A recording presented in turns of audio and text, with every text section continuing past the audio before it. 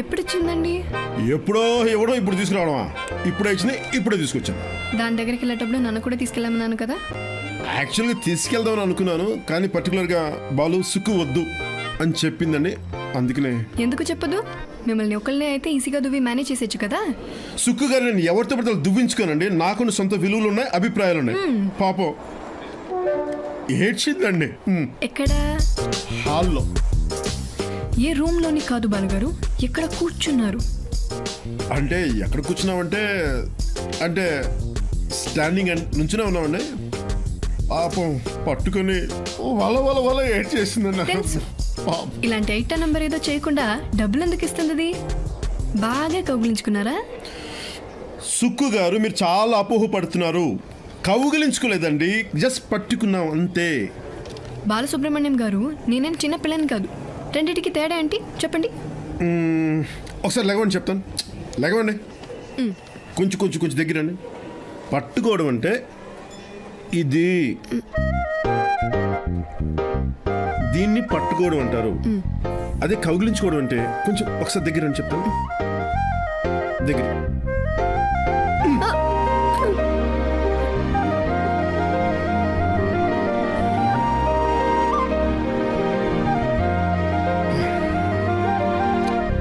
ఇది కౌగిలించుకోవడం అంటారు. అంటే మీ పెద్దాలతో ఆవిడ్ని ముద్దు పెట్టుకుంటే అది ముద్దు కాదు, జస్ట్ తాకట అంతే. అదే ఆవిడ పెద్దాలని ఓపెన్ చేసి మీ నాలికతో లోపల ఆవిడ పొద్దున తిన్న బ్రేక్ఫాస్ట్ పళ్ళ సందుల్లో ఉంటే దాని వెతికేరనుకోండి, అది ముద్దు కదా. చెప్పండి. సుక్కు గారు ఎందుకండి ఇలా సూటిపోటి మాలతో బాధ పెడతారు? నేనండి? కాదండి. దెన్ ఐమ్ రియల్లీ సారీ అండి.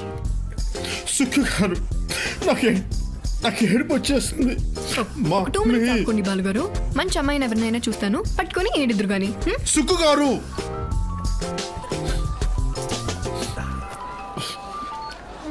చెప్పండి నాన్న.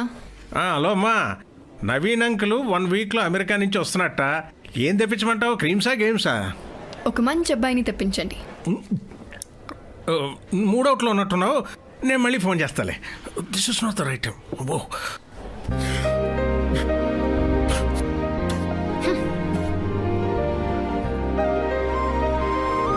సుక్కు గారు, నాలాంటి మంచి మనిషిని బాధ పెడితే మీకు ఏమొస్తుంది?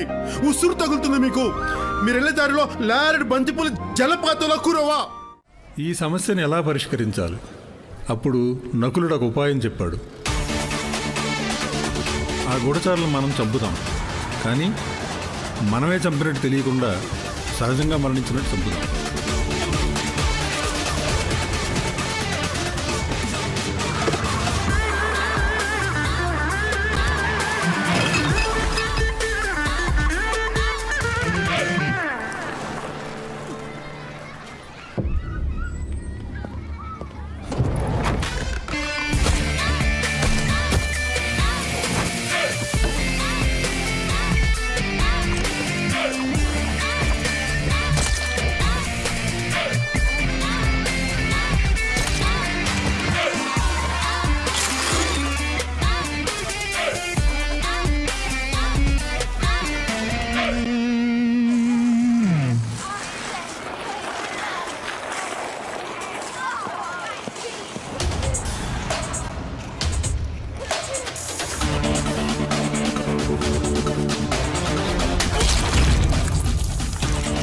చుట్టుపక్కల ఉన్న పరిస్థితులను ఉపయోగించుకుని అలా నిశ్శబ్దంగా చంపడాన్ని నకుల ధర్మం అంటారు.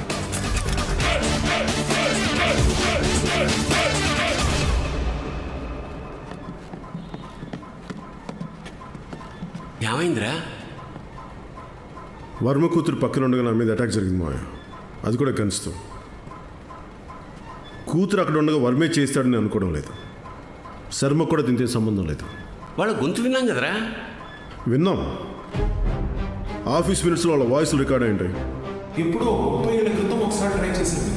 Thank God, luck is on your side అన్నారు కాబట్టి బతికి బయటపడ్డాను. బొద్దును మీ వాడు, ఇప్పుడు నువ్వు విందా కంపెనీ లోగో మార్చడానికి వచ్చేసింది. It's really looking so old and dated. వ్యాపార సామ్రాజ్యానికి ఇక వారసులు లేరు విందా, కాబట్టి కొత్త వ్యాక్సిన్స్ అవసరం లేకపోయింది. ఆ వాయిస్ ఎడిట్ చేసి ఒక ఫైల్ క్రియేట్ చేస్తుంటారు. దాన్ని ఒక ఫోన్లో ట్రాన్స్ఫర్ చేసి ఆ ఫోన్ మన దగ్గరికి వచ్చేలా చేశారు. ఈ హత్యలో వెనక వాళ్ళే ఉన్నట్టు మనకు ఒక డౌట్ రైస్ చేశారు.